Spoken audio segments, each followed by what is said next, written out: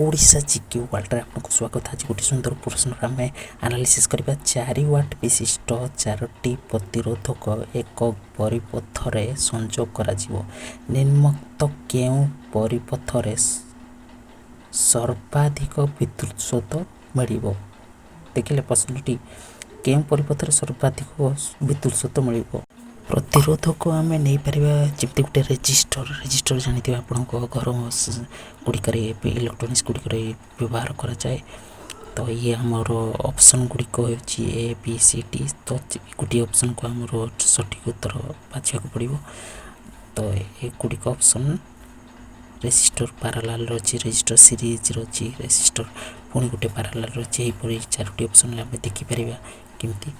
तो रेजिस्टर ये प्रतिरोधक रेजिस्टर हो पारे, मोटर भी हो पारे, बल्ब भी हो पारे, से लोड गोटे हो पारे जो विद्युतटा यूटिलाइजेसन हुए से आम कहतु प्रतिरोधक। प्रतिरोधक विद्युत यूटिलाइजेसन विद्युत गतिटा को धीमा करे से आम प्रतिरोधक वार्ड यूज कर। तो ये प्रतिरोधक मन कर रेजिस्टर को आम प्रतिरोधक हिसाब से नेले। ठीक अच्छे 4 वाट विशिष्ट रेजिस्टर 4टी अच्छी। ठीक अच्छे ये देखो ये ऑप्शन गुड़िक आसवा। तो ऑप्शन गुड़िक आमर अच्छी 4टी। प्रथम ऑप्शन ये गोटी विद्युतिक गतिपथरे जेतोटी रेजिस्टर रही विद्युत स्रोत कमी कमी जीव। देखा केतटा विद्युत स्रोत रेजिस्टर अच्छे। प्रथम ऑप्शन रे आम देखा 4टी रेजिस्टर गोटे विद्युतिक पथरे 4टी रेजिस्टर अच्छी।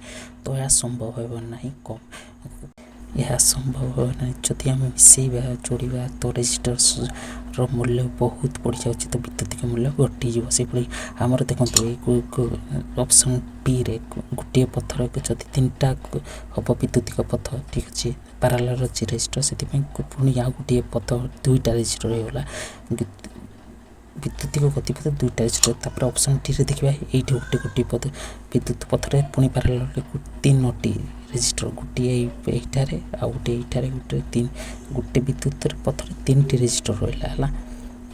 बुझिपारे जदि बुझिपारे कमेंट निश्चित लिखे, वीडियोटी लाइक करदेवे। आपको आहरी नुआ कथा आम निश्चित आगामी अध्याय जनइबू। तो ये ऑप्शन टी रे विद्युतिक गतिपथरे गोटे रेजिस्टर अच्छी। तो ऑप्शन टी रे कम रे गोटे ऑप्शन टी रे आमर विद्युतिक गतिपथर गोटे ही रेजिस्टर अच्छी। तो यही कम रेजिस्टर थी ऑप्शन उत्तरटी सठिक उत्तरटी आमर होची ऑप्शन टी।